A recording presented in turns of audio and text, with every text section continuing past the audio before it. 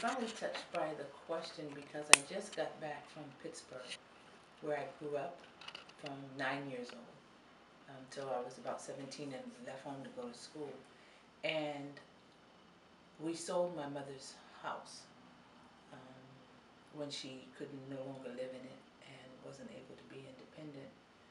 And I feel like I don't have a place when I go back to Pittsburgh now because Mommy's house isn't there. I can stay with my sister. We have a complicated relationship, but it's not the same as going home. And so after a memorial service, a tribute to my sister at a breakfast on Saturday, we went by the house. And they were gutting my mom's house. It's still my mom's house for me. So there's all this stuff, and I had wanted to buy it back. And my heart sunk because they were I had actually, with my nephew, he had done the research to find out if we could get the house back, and we thought we could, and so, but they're gutting it now, and so I was breathing and trying to, I had such a rush of emotions in that moment, because the house looked so, and the yard looked so bad, and it's a neighborhood that's in blight, what they call blight, but the de-investment in black communities is evident all around. And so I was fighting tears. I just didn't know how I felt. But my mom had such pride in her house, and the white picket fence, and it meant so much to her because it was her security. It was a place that she could call home. And having grown up on welfare, I don't think she ever thought she could really own it until she was, I think my mom bought her house when she was 50 years old. So for her, it was everything. And then to have to leave it was devastating for her. So in the rush of those emotions, I started to think back about the stories about land in my family. And my earliest memory was my dad, well, not earliest.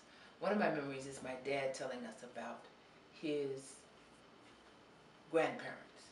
My dad was born in 1913. His grandparents were slaves, had been enslaved. And he talked about how they were forced to, they had no shoes, the stories that they told them about. And so in the winter, they would make the cows or the sheep or whatever the animals were move and stand on that piece of land because it was warm, as their soles of their feet cracked and bled because of they had no shoes in the winter, and then to be dispossessed from even the land that they had worked in blood, sweat, and tears in during Reconstruction was just heartbreaking.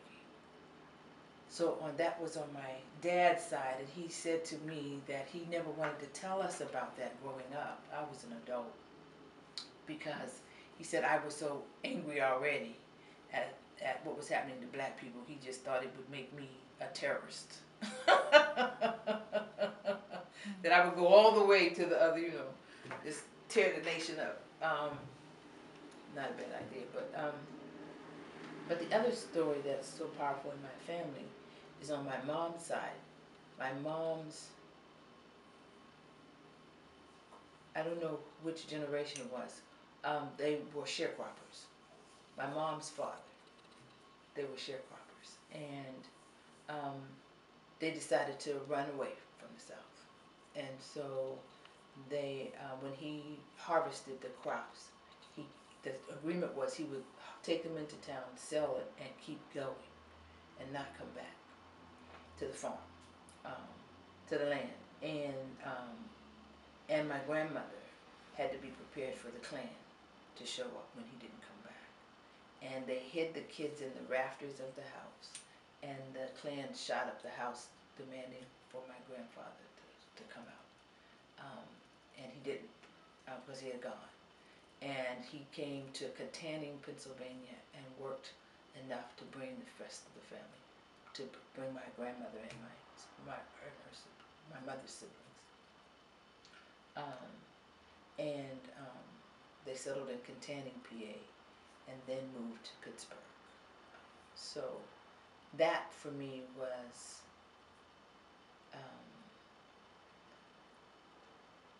so powerful a story about the drive for freedom, that even though it meant them being apart, even though my grandmother could have been killed and the house burnt down, they made the decision that the